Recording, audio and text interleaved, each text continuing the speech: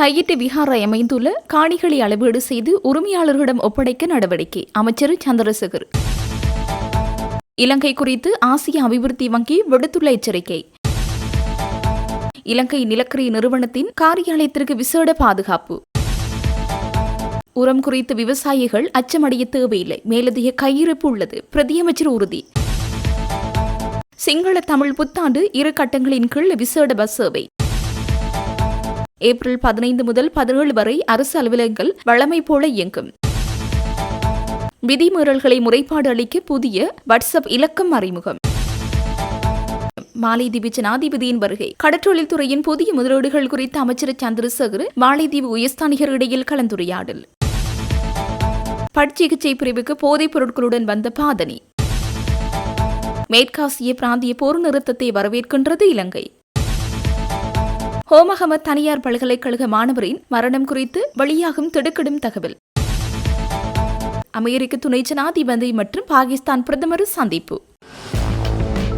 மக்களின் காணி மக்களுக்கு என்ற எமது அரசாங்கத்தின் கொள்கை நிலைப்பாட்டின் பிரகாரம் தையிட்டி விஹாரை அமைந்துள்ள காணியை அளவீடு செய்து காணி உரிமையாளர்களை அடையாளம் கண்டு அவற்றை மீள ஒப்படைக்க நடவடிக்கை எடுத்துள்ளதாக கடற்றொழில் அமைச்சர் ராமலிங்கம் சந்திரசேகர் தெரிவித்துள்ளார். தையிட்டி விஹாரை அமைந்துள்ள காணி உரிமையாளர்களுக்கும் கடற்றொழில் அமைச்சர், மாவட்ட செயலர், தெல்லிப்பளை பிரதேச செயலர், நில அளவை திணைக்கள அதிகாரிகள் உள்ளிட்டவர்களுக்கும் இடையே மாவட்ட செயலகத்தில் இன்றைய தினம் விசேட கலந்துரையாடல் நடைபெற்றது. இந்த கலந்துரையாடலின் பின்னர் ஊடகங்களுக்கு அமைச்சர் கருத்து தெரிவித்த போதே மேற்கண்டவாறு குறிப்பிட்டார். அவர் மேலும் கூறுகையில், மக்களின் காணி மக்களுக்கு என்ற எமது அரசாங்கத்தின் கொள்கை நிலைப்பாட்டின் பிரகாரம் தையிட்டி விஹாரை அமைந்துள்ள காணிகளை அதன் உரிமையாளர்களிடம் ஒப்படைக்க நடவடிக்கை எடுத்துள்ளோம். இது தொடர்பிலான விசேட கலந்துரையாடல்கள் கடந்த காலங்களில் கொழும்பில் நடைபெற்றது. நீதியமைச்சர், புத்த சாசன அமைச்சர், மாவட்ட செயலர், தெல்லிப்பளை பிரதேச செயலர் உள்ளிட்ட தரப்பினருடன் நானும் இணைந்து கலந்துரையாடல்களில் பங்கேற்று காணிகளை மக்களிடம் கையளிக்க வேண்டும் என்ற உறுதிப்பாட்டுடன் தொடர் நடவடிக்கைகளை முன்னெடுத்தோம். அதன் அடிப்படையில் தற்போது வரையில்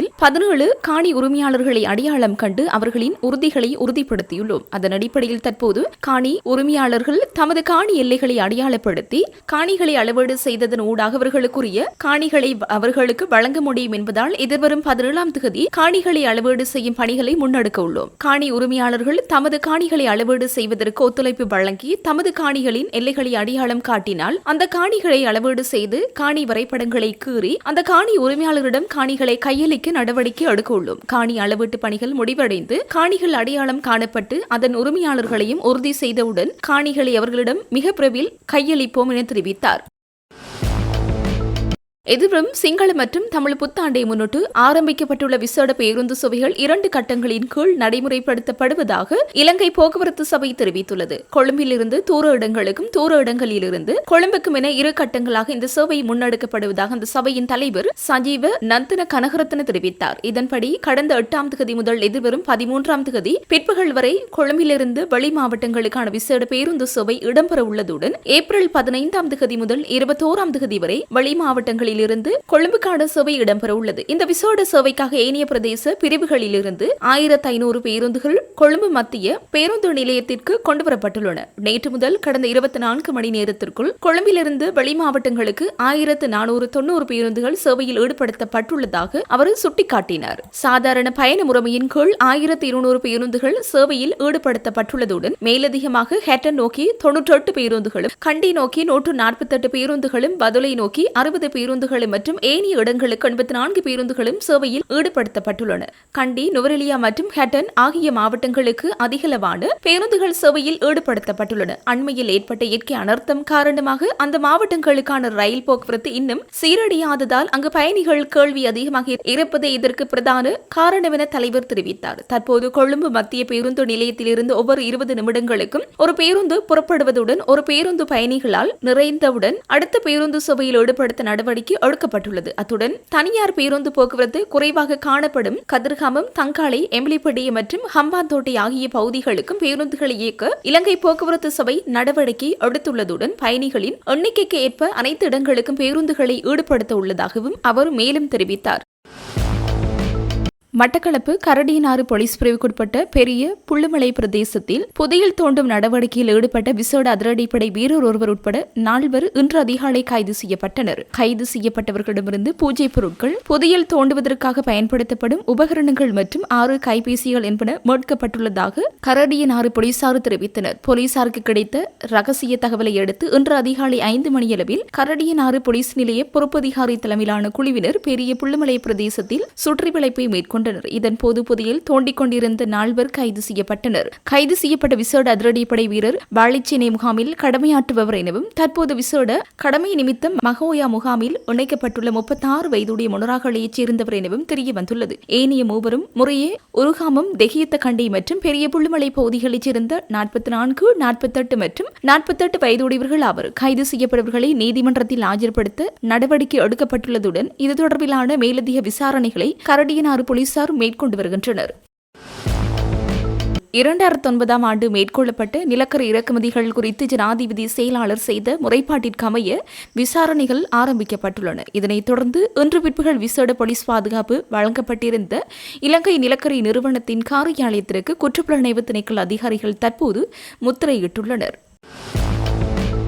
அபாயகரமான மற்றும் கவனக்குறைவான முறையில் வாகனங்களை செலுத்துபவர்கள் தொடர்பான வீடியோ காட்சிகளை சமர்ப்பிப்பதற்காக போலீஸ் தலைமையம் புதிய வாட்ஸ்அப் இலக்கம் ஒன்றை அறிமுகப்படுத்தியுள்ளது. இதற்கமைய 070 47 55 600 என்ற இலக்கத்தின் ஊடாக வீடியோக்களை அனுப்பி வைக்க முடியும் என போலீஸ் தலைமையம் விடுத்துள்ள அறிக்கையில் தெரிவிக்கப்பட்டுள்ளது. போக்குவரத்து கட்டுப்பாடு மற்றும் வீதி பாதுகாப்புக்கு பொறுப்பான பிரதி போலீஸ் மாதிபரின் நேரடி மேற்பார்வையின் கீழ் இந்த இலக்கம் 24 மணி நேரமும் செயல்படும் என அந்த அறிக்கையில் குறிப்பிடப்பட்டுள்ளது. குறித்த வீடியோக்களை அனுப்பும் போது அது இடம்பெற்ற திகதி, இடம் மற்றும் போலீஸ் பிரிவு ஆகிய விவரங்களை குறிப்பிட்டு அனுப்புமாறு போலீசார் பொதுமக்களிடம் கோரிக்கை விடுத்துள்ளனர்.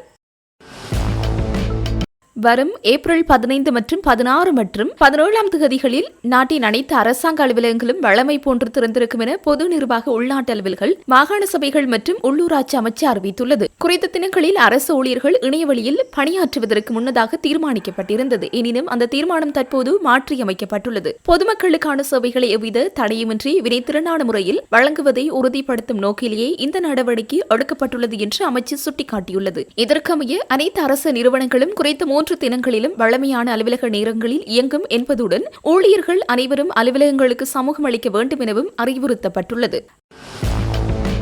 மத்திய கிழக்கு பிராந்தியத்தில் தற்போது போர்ச்சூழல் காரணமாக உரங்களின் விலை அதிகரித்துள்ள நிலையில் எதிர்வரும் மாதங்களில் இலங்கையில் உணவுப் பொருட்களின் விலைகளும் கணிசமாக உயரக்கூடும் என ஆசிய அபிவிருத்தி வங்கி எச்சரித்துள்ளது. இதேவேளை கடந்த காலங்களில் 5% இருந்த இலங்கையின் பொருளாதார வளர்ச்சி வீதம் தற்போது 4% குறைந்துள்ளதாகவும் சுட்டிக்காட்டப்பட்டுள்ளது.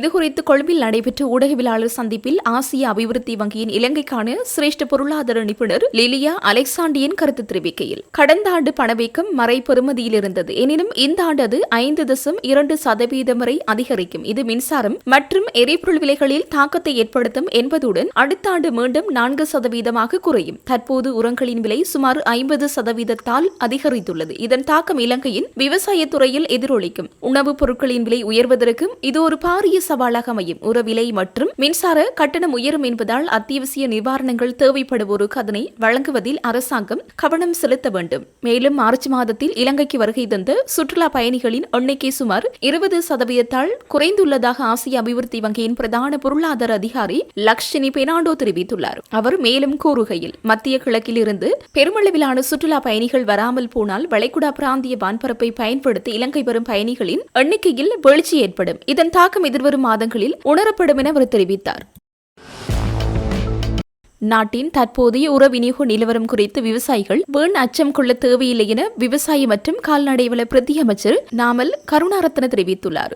மொரகல்லாவு விவசாய சேவை மத்திய நிலையத்தில் உர விநியோக நடவடிக்கைகளை நேரில் ஆராய்ந்த போதே அவர் இதனை தெரிவித்தார். இதுகுறித்து அவர் மேலும் கூறுகையில், பெரும்புக நெற்செய்கைக்கு தேவையான TSP மற்றும் MOP உரவகைகள் என்பன போதுமான அளவை விட மேலதிகமாக நாட்டில் உள்ளன. கடந்த சிறுபோகத்தில் 13,000 தொன் MOP உரம் பயன்படுத்தப்பட்ட போதிலும் தற்போது 38,000 தொன் MOP உரம் கையில் உள்ளது. நிலவிய சிறிய தட்டுப்பாட்டை நீக்க 20,000 தொன் யூரியா உரத்தை கொண்ட கப்பல் நாட்டை வந்தடைந்துள்ளதுடன் அவை தற்போது விவசாய சேவை நிலையங்கள் ஊடாக விநியோகிக்கப்படுகின்றன. உலக சந்தையில் ஒரு மூடை உரத்தின் விலை 17,000 ரூபாவாக இருந்த போதிலும் அரசாங்கத்தின் தலையீட்டால் அது 10,200 ரூபாய் எனும் மானிய விலையில் வழங்கப்படுகிறது. இதற்கு முன்னர் 2 ஹெக்டேருக்காக வழங்கப்பட்ட 30,000 ரூபாய் உரமானியம் புதிய அரசாங்கத்தின் கீழ் 60,000 ரூபாவாக இரட்டிப்பாக்கப்பட்டுள்ளதாக பிரதியமைச்சர் இதன்போது சுட்டிக்காட்டினார். மேற்காசிய பிராந்தியத்தில் தற்காலிக போர் நிறுத்தம் அறிவிக்கப்பட்டமையை இலங்கை அரசாங்கம் வரவேற்றுள்ளது. இது தொடர்பான பேச்சுவார்த்தைகள் முன்னெடுக்கப்படவுள்ளமை குறித்தும் அரசாங்கம் தனது மகிழ்ச்சியை வெளியிட்டுள்ளதாக வெளிவிவகார அமைச்சு விடுத்துள்ள அறிக்கையில் தெரிவிக்கப்பட்டுள்ளது. பிராந்தியத்தில் நிலவும் அமைதியற்ற சூழலை தணிப்பதற்கான ஒரு தீர்க்கமான நடவடிக்கையாக இதனை இலங்கை அரசாங்கம் கருதுகின்றது. இதுகுறித்து வெளியிடப்பட்டுள்ள அறிக்கையில் பிராந்தியத்தில் அதிகரித்து வரும் பதற்றத்தை தணிப்பதற்கும் மக்களின் துயரங்களை குறைப்பதற்கும் எடுக்கப்பட்ட குறிப்பிடத்தக்கதொரு நடவடிக்கையாக இதனை அடையாளம் காண்கின்றோம். அத்துடன் பிராந்தியத்தில் உள்ள அனைத்து மக்களுக்கும் நீண்டகால ஸ்திரத்தன்மை மற்றும் பாதுகாப்பை உறுதிப்படுத்தும் சமாதான முன்னெடுப்பு ஊடாக நிரந்தரமான தீர்வை எட்டுவதற்கு முன்வருமாறு அனைத்து தரப்பினரையும் நாம் கேட்டுக்கொள்கிறோம் என்று வலியுறுத்தப்பட்டுள்ளது. மாலைதீவு ஜனாதிபதி முகமது மொய்சு அடுத்த மாதம் இலங்கைக்கு மேற்கொள்ள விஜயம் மற்றும் கடற்றொழில் துறையிலான புதிய முதலீடுகள் குறித்த அமைச்சர் ராமலிங்கம் சந்திரசேகர் மற்றும் இலங்கைக்கான மாலைதீவு உயர்ஸ்தானிகர் ஆகியோருக்கு இடையிலான கலந்துரையாடல் பாராளுமன்ற வளாகத்தில் நடைபெற்றது. மாலைதீவு ஜனாதிபதியின் இந்த விஜயத்திற்கு இணையாக இரு நாடுகளினதும் கடற்றொழில் துறைகளுக்கு இடையே ஏற்படுத்திக் கொள்ளக்கூடிய புதிய ஒத்துழைப்பு வாய்ப்புகள் குறித்து இதன்போது விரிவாக ஆராயப்பட்டதாக கடற்றொழில் நீரியல் மற்றும் கடல் வளங்கள் அமைச்சு தெரிவித்துள்ளது. இரு நாடுகளினதும் கடற்றொழில் துறை சார்ந்த அனுபவங்களை பகிர்ந்து கொள்வதன் முக்கியத்துவத்தை வலியுறுத்திய அமைச்சர் மாலைதீவின் புதிய மீன் வளங்களையும் இலங்கையின் வளர்ச்சியடைந்த தகரத்தில் அடைக்கப்பட்ட மீன் கைத்தொழிலையும் ஒன்றிணைத்து புதிய உற்பத்திகளை சந்தை அறிமுகப்படுத்துவதற்கான சாத்திய கூறுகள் குறித்து சுட்டிக்காட்டினார். குறிப்பாக மாலைதீவு சந்தையை இலக்காக கொண்டு இலங்கைக்குள் மீன் பதப்படுத்துதல் மற்றும் பெறுமதி சேர்க்கப்பட்ட மீன் உற்பத்திகளை தயாரிப்பது தொடர்பில் இரு தரப்பினரும் விசேட அவதானம் செலுத்தியுள்ளனர். தற்போது மேட் இன் ஸ்ரீலங்கா முத்திரையுடன் கூடிய சில உற்பத்திகள் துபாய் சந்தையூடாக மாலைதீவிற்கு ஏற்றுமதி செய்யப்படுகின்றன. இவ்வாறான உற்பத்திகளை இடைத்தரகர்கள் ஒன்றை நேரடியாக இலங்கையிலிருந்து மாலைதீவுக்கு பெற்றுக்கொள்வதற்கான முறைமையொன்றை வகுப்பது குறித்தும் இதன்போது விசேட அவதானம் செலுத்தப்பட்டது. இந்த வேலை திட்டத்தின் மூலம் இரு நாடுகளுக்கும் பாரிய பொருளாதார நன்மைகள் கிடைக்கும் என அமைச்சர் இதன்போது வலியுறுத்தினார். காலி கராப்பட்டிய போதனா மருத்துவமனையின் பட் சிகிச்சை பிரிவுக்குள் போதைப் பொருட்கள் சூட்சுமமாக மறைத்து வைக்கப்பட்டிருந்த உரிமையாளரற்ற ரப்பர் பாதணிகள் சோடியொன்றை வைத்தியசாலை காவல்துறையினர் நேற்று மீட்டுள்ளனர். குறித்த சிகிச்சை பிரிவில் அனாதரவாக காணப்பட்ட பாதணிகள் குறித்த மருத்துவமனையின் பிரதி பணிப்பாளர் வழங்கிய தகவலின் அடிப்படையில் முன்னெடுக்கப்பட்ட சோதனையின் போது பாதணிகளின் அடிப்பகுதியை வெட்டி அதற்குள் மறைத்து வைக்கப்பட்டிருந்த 1700 milligram ice, 1620 milligram heroin, 690 milligram hashish மற்றும் 2110 மில்லிகிராம் புகையில ஆகியன கண்டெடுக்கப்பட்டன. நேற்று முன்தினம் பூசா சிறைச்சாலையிலிருந்து கைதியொருவர் சிகிச்சைக்காக இந்த பிரிவுக்கு அழைத்து வரப்பட்டிருந்த நிலையில் அவருக்கு வழங்குவதற்காக ஒருவரால் இந்த போதைப்பொருள் அடங்கிய பாதணிகள் அங்கு கொண்டு வந்து வைக்கப்பட்டிருக்கலாம் என சந்தேகிக்கப்படுகிறது. இந்த சம்பவம் குறித்து காலி காவல்துறையினர் மேலதிக விசாரணைகளை முன்னெடுத்து வருகின்றனர். ஹோமாகம பகுதியில் உள்ள விருந்தகம் ஒன்றில் தனியார் பல்கலைக்கழக மாணவர் குழுவினர் நடத்திய விருந்து விசாரத்தின் போது ஏற்பட்ட மோதலில் மாணவர் ஒருவர் உயிரிழந்த சம்பவம் தொடர்பில் விசாரணைகளில் பல தகவல்கள் வெளியாகியுள்ளன. தாக்குதலால் ஏற்பட்ட உயிருக்கு ஆபத்தான காயங்கள் எதுவும் உடலில் இல்லை என்று அறிக்கையில் கூறப்பட்டுள்ளதாக காவல்துறை தெரிவித்தது. அதன்படி மேலதிக விசாரணைக்காக உடலம் பிரேத பரிசோதனைக்காக அதிகாரியிடம் ஒப்படைக்கப்பட்டுள்ளது. புத்தாண்டு கொண்டாட்டத்தை தொடர்ந்து அந்த பல்கலைக்கழகத்தைச் சேர்ந்த மாணவர்கள் குழு ஒன்று சம்பந்தப்பட்ட விழா மண்டபத்திற்கு வந்து விருந்து நடத்தியதாக தெரிவிக்கப்பட்டுள்ளது. விருந்தின் போது ஏற்பட்ட வாக்குவாதம் 2 மாணவர் குழுக்களிடையே மோதலாக மாறியது. மேலும் இந்த மோதலுக்கிடையில் சிக்கிய ஒரு மாணவர் அங்கேயே உயிரிழந்தார். மோதலின் போது நடந்த தாக்குதலை மரணத்திற்கு காரணம் என ஆரம்பகட்ட விசாரணைகள் தெரிவித்த போதிலும் அந்த மரணம் தாக்குதலால் தான் ஏற்பட்டது என்பதை மேலதிக விசாரணைகள் திட்டவட்டமாக உறுதிப்படுத்தவில்லை என்று காவல்துறை தெரிவித்துள்ளது. சம்பவ இடத்தில் இருந்த சிசிடிவி கேமராக்களை ஆய்வு செய்த போதும் கைது செய்யப்பட்ட மாணவர்களிடம் விசாரணை நடத்திய போதும் வேறு பல உண்மைகள் தெரிய வந்துள்ளதாக காவல்துறை கூறியது. அதன்படி விருந்தின் போது அந்த இடத்தில் இருந்த பல மாணவிகள் கழிவறைக்கு சென்றிருந்தனர். அவர்களை தொடர்ந்து மற்றொரு மாணவியும் சென்றிருந்ததாக தெரிவிக்கப்படுகிறது. குறித்த மாணவிகள் வந்து சேர தாமதமானதால் வேறு பல மாணவர்கள் சம்பவ இடத்திற்கு சென்றிருந்தனர். அப்போதுதான் மோதல் வெடித்ததாக காவல்துறை தெரிவித்துள்ளது. மேலும் சம்பவ இடத்தில் உள்ள நீச்சல் குளத்திற்கு அருகே உயிரிழந்த மாணவர் கீழே விழுவது சிசிடிவி காட்சிகளில் பதிவாகியுள்ளதாக காவல்துறை தெரிவித்துள்ளது. உயிரிழந்தவர் ஹரிப்பட்டிய நெக்கலடு போத்தவைச் சேர்ந்த ஜசீத் சத்துக் என்ற 19 வயது மாணவர் ஆவார். இதற்கிடையில் மோதலில் காயமடைந்த மற்றொரு மாணவர் தற்போது மருத்துவமனையில் சிகிச்சை பெற்று வருகின்றார். அமெரிக்க துணை ஜனாதிபதி ஜே.டி. வான்ஸ் பாகிஸ்தான் பிரதமர் ஷெபாஸ் ஷெரீப்பை சந்தித்துள்ளார். பாகிஸ்தான் பிரதமரின் அலுவலக அறிக்கையை மேற்கோள் காட்டி சர்வதேச ஊடகங்கள் இந்த செய்தியை வெளியிட்டுள்ளன. மத்திய கிழக்கில் நிலவும் போர்ச்சூழலை முடிவுக்கு கொண்டுவரும் நோக்கில் அமெரிக்க துணை ஜனாதிபதி இன்று பாகிஸ்தானுக்கு வருகை தந்துள்ளார்.